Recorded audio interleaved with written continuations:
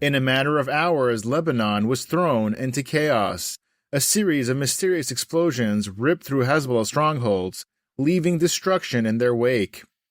On Tuesday, pagers carried by Hezbollah members suddenly detonated, killing 12 and injuring nearly 3,000 people. The unprecedented attack is widely believed to be Israel's doing, a coordinated response to Hezbollah's persistent aggression against the Jewish state. It was just the beginning. The pagers, small devices Hezbollah operatives relied on for covert communications, had been rigged to explode simultaneously across Lebanon and even parts of Syria. This was no random event. The explosions struck with precision, disabling Hezbollah's key personnel and cutting deep into the terror organization's infrastructure. Hezbollah wasted no time in blaming Israel for the attack, promising retaliation, but this incident was more than just a cyber attack. It was a clear message.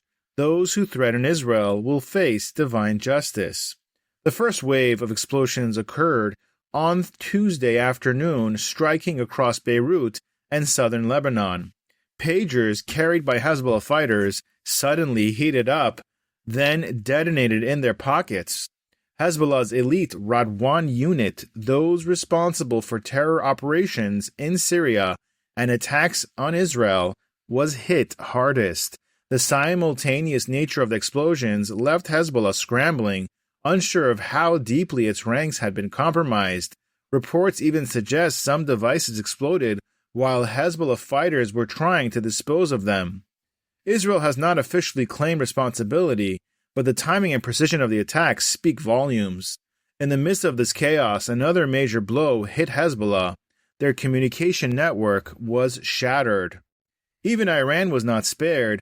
Iran's ambassador to Lebanon, Mojtaba Amini, was severely injured in one of the explosions, losing one eye and damaging the other. He had since been transferred to Tehran for emergency medical treatment. Although Iranian officials have downplayed his condition, foreign sources confirm the injuries were far more severe than initially reported. With Hezbollah's promise of retaliation ringing in the air, another shockwave hit on Wednesday.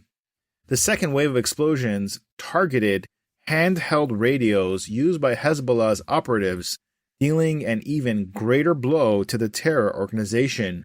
The numbers speak for themselves. Another 20 dead and 450 wounded, most of them Hezbollah fighters. The carnage wasn't limited to communication devices, solar energy systems, and even fingerprint scanners. Anything connected to Hezbollah's operational infrastructure were compromised. One explosion occurred during the funeral for victims of Tuesday's pager attacks, making it clear that this was a well-orchestrated operation with deep infiltration into Hezbollah's supply chain. This level of precision didn't happen overnight. Reports suggest Israel had infiltrated Hezbollah's communication devices months earlier. Initially, the plan was to activate the weaponized pagers only if full-scale war broke out. However, when Israeli intelligence discovered that Hezbollah had potentially uncovered the compromised devices, swift action became necessary. Intense deliberations unfolded within Israel's security circles. Should they act now or wait? The risk of Hezbollah discovering the sabotage was too great. In the end, Israeli officials opted for immediate action. The decision to detonate the pagers and radios before Hezbollah could secure their systems proved to be a game changer. Lebanon's healthcare system is now overwhelmed. The country's health minister announced that of the 4,000 injured, nearly 3,000 remain hospitalized, with many requiring evacuation for treatment abroad. Medical supplies are pouring in from allies like Iraq, Egypt, and Iran, but the situation remains dire. Meanwhile, Hezbollah's military capabilities have taken a significant hit. Its elite Radwan unit, the backbone of its military operations, has been decimated. The timing couldn't be more critical as Israel shifts its military focus from Gaza to the northern front. Israeli Defense Minister Yoav Gallant declared that the war was entering a new phase, with forces and resources being diverted to face Hezbollah's growing threat on Israel's northern border.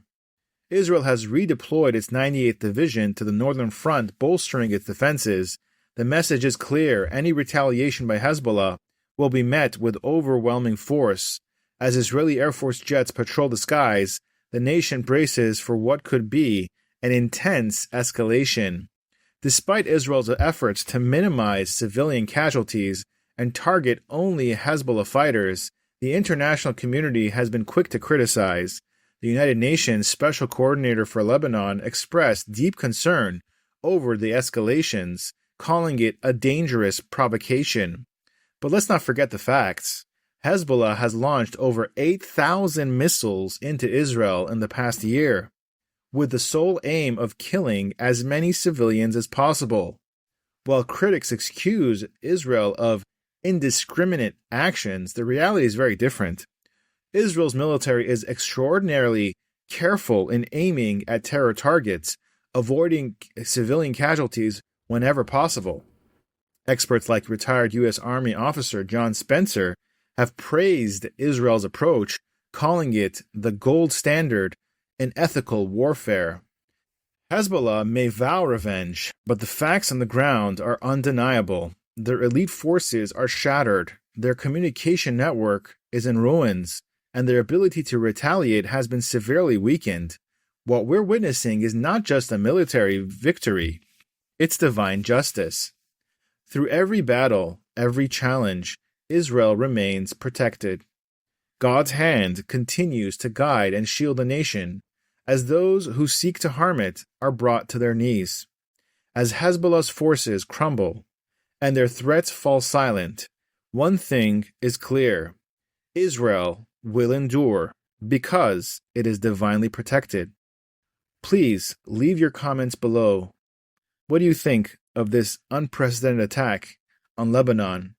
Subscribe for more inspiring videos revealing the divine protection over Israel and stories of hope and miracles. Please consider joining as a member by clicking the join button below. Thank you very much for your support. Praying for the soldiers and for the hostages to come back home.